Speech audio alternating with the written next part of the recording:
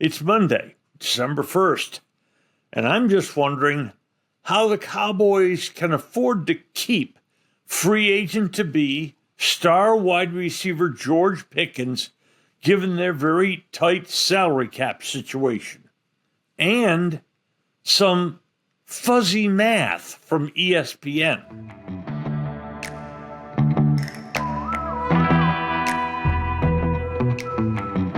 And now, a word from our title sponsor. Eyeing retirement? We aim to turn your nest egg into a paycheck with half the amount you've been led to believe. Fluent Financial combines in-house portfolio design risk management with income-generating investments designed to aid your financial independence. Our goal is to develop an effective portfolio strategy to help you retire sooner and have a better lifestyle. Fluent Financial can also implement a program that allows business owners to install a cash balance plan, which may potentially reduce income tax payments. You've worked hard to become successful. Let us help develop an effective portfolio strategy that works for you. Learn more today about Fluent Financial. Retire sooner, better lifestyle. For more information or to schedule a meeting, visit fluentfinancial.com or call 972-852-4800.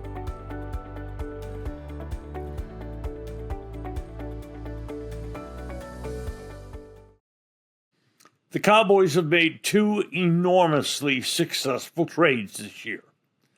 They acquired defensive lineman Quinnen Williams from the New York Jets at the trade deadline, and almost overnight, thanks to this suddenly better ability to pressure opposing quarterbacks, the Dallas Cowboys defense, well, it wasn't the liability it was in the first half of the season. But before that Williams trade, during the offseason, they gave Pittsburgh third and fifth round draft choices for wide receiver George Pickens. It wasn't that the Steelers didn't like Pickens' ability. It was that he'd become a pain in the posterior. He was late or missed meetings. He was always complaining about someone. He was undisciplined on the field. The Steelers knew they were not going to offer him a contract in the offseason, so they decided to trade him and get what they could. The Dallas Cowboys gambled that catching passes from Dak Prescott, who was and is by far the better quarterback than anything Pittsburgh ever ran out there while Pickens was with them, that Pickens would finally reach the enormous potential he showed at Georgia, where, by the way, yes, he had some problems. And before that in high school, yes, he was a bit troubled. But the Cowboys' gamble on Pickens has paid off handsomely. He's second in the league in receiving yards, third in the league for touchdowns by a wide receiver with 8. And in short, he's been the Cowboys' best wide receiver. And quite frankly, that means he's been better than C.D. Lamb, who missed 3 games to injury, but has been troubled by a lot of drops. And his performance, though still solid, hasn't been as good as Pickens. And therein is the rub. Pickens will be free after this season. And Jerry Jones has slobbered all over himself, contending that the Cowboys would find a way to keep Pickens. But the questions, at what cost, and what players will go away to make salary cap room for what should be a giant Pickens contract.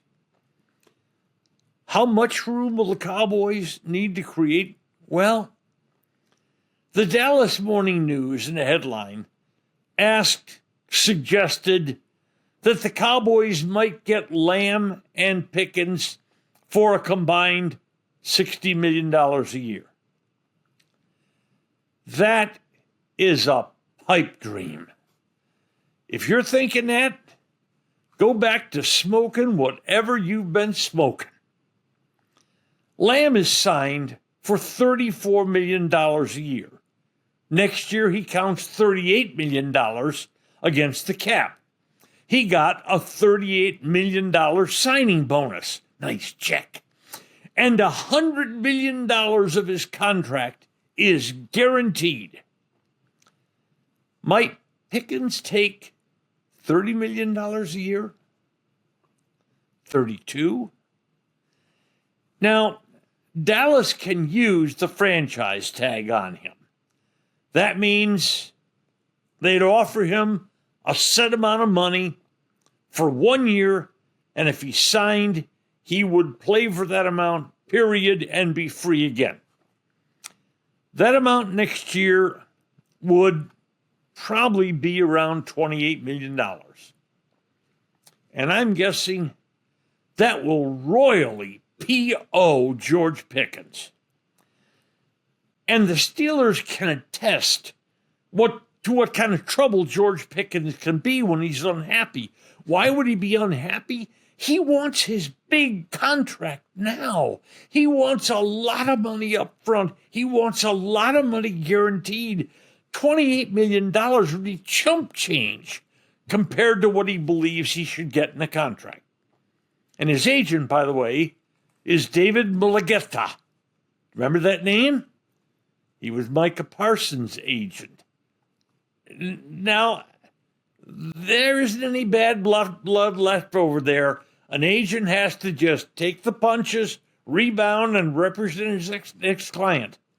But rest assured, Pickens will be a hard bargain driven by Mulligetta. So, let's again guess what a happy Pickens might sign for. How about $32 million a year, $35 million up front, and like Lamb, $100 million guaranteed. But one huge problem remains. How do the Cowboys make that enormous salary cap room so they can fit Pickens under the cap? Let's begin with some info we shared with you a few weeks ago. The projected cap for the NFL next year is around $300 million. Give or take a little. Could be 297, could be 307, but let's just for the sake of talking use 300 million. Dallas already has some enormous cap hits on their team for 2026. Dak Prescott has a $74 million salary next year. Lamb is at $38 million. Tyler Smith's new contract has him at 26, just below. The three defensive linemen, Williams, Clark, and Odigizua, eat up $64 million more. Trayvon Diggs, Terrence Steele, Deron Bland, they combined account $52 million against the cap. And finally, retired star guard Zach Martin still has a $16 million cap hit for next season. Those 10 players alone count $272 million against the cap. And again, remember, the estimated cap is around $300 million. You can do the math there. And now there are ways to fiddle with the cap. You can redo contracts and push money down the road, but that's why Martin still counts $16 million 2 years after he retired. Or you can cut some people, some of the higher salary types. But of those maybe only Diggs makes a possible sense. And that does not even begin to address the many other Cowboys free agents to be. Would you like to keep running back Javonte Williams? That'll cost you. How about defensive ends Sam Williams, Jadeveon Clowney, and Dante Fowler? They can walk away if someone else offers more money. And the same thing with starting safety Donovan Wilson. To keep Pickens, which I believe the Cowboys absolutely will do, plus a few other players on that free agent to be list. Dallas, it can be tricky, but it can be done. But it will pile more dollars on future salary caps. And as you understand with your own bills in your life, you can push them down the road a bit, but eventually those bills come due. Next, fuzzy math from ESPN. What do you want from your favorite restaurant? Fantastic personal service, a cheery, welcoming, spotless atmosphere, and, of course, great food. The primest of beef, wagyu and lamb, incredibly fresh seafood, lobster, salmon, shrimp, Hall of Fame food from a Hall of Fame restaurant, 2 locations of Bob's Steak and Chop House, the original Bob's on Lemon Avenue, and the gorgeous new Bob's at Craig Ranch, McKinney. My wife Mary's the co-creator of Full Moon Healing Balm, and I guess I'm the reason this terrific cream was developed. A few years ago, I began getting these huge, ugly blood blotches just beneath the skin of my arms and hands. The condition's called senile purpura, and no, you don't have to be senile to experience this embarrassment. It happens as you age.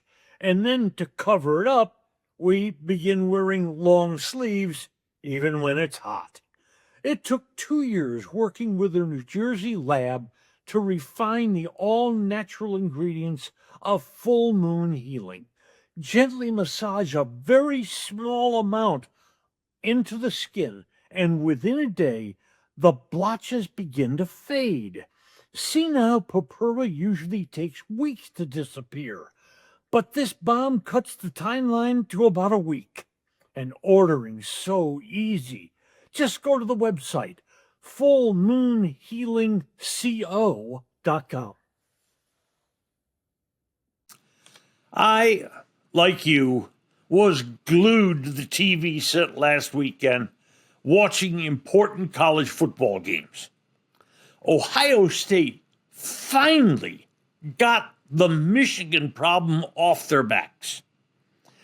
SMU had a chance to go to the ACC championship, and if they won that, they'd be in the college football playoffs, but they stumbled at California. And Texas upset previously unbeaten Texas A&M.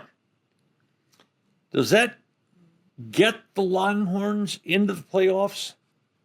Well, the current thinking and odds out there, the answer is no, they don't get in. But I was watching the game on the tube, was watching ESPN, and they gave us two head-scratching pieces of math. First, ESPN told us on that lower third of the screen where they put the betting odds up, ESPN told us that A&M was a 2.5 point favorite to defeat Texas. But on that same line, ESPN told us that Texas' chances of winning the game were 51%. ESPN, how can you be an underdog and a favorite at the same time? And during another game, the announcers were discussing what team from the group of 5 might get the final bid to the college football playoffs. It's a 12-team playoffs. They take 11 teams from the 4 major conferences, plus Notre Dame. And then the best team from all the other conferences out there, the so-called group of 5. ESPN showed us a full-screen graphic listing the chances of the 4 teams who had the best chance of going to the playoffs, 4 teams to the group of 5. They listed Tulane having a 43% chance, North Texas having a 33% chance to get that playoff bid, James Madison at 29%, and Navy at 3%. Just one problem there. Adding all those up, that's 108% in chances. Shouldn't that graphic somehow add it up to 100%? And now a word from our title sponsor. Today's episode has been brought to you by Fluent Financial, Retire Earlier, Live Better, and by Bob's Steak and Chop House on Lemon in Dallas and in Craig Ranch in McKinney. Bob's, a Dallas tradition for more than 30 years. If you've enjoyed Just Wondering, please hit follow, and a fresh new episode will land in your mailbox early every Monday, Wednesday, and Friday morning.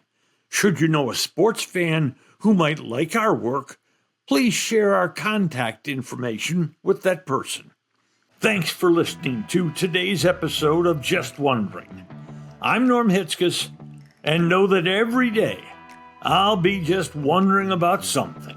And I'm Mary Hitzges, and I'll just be wondering too.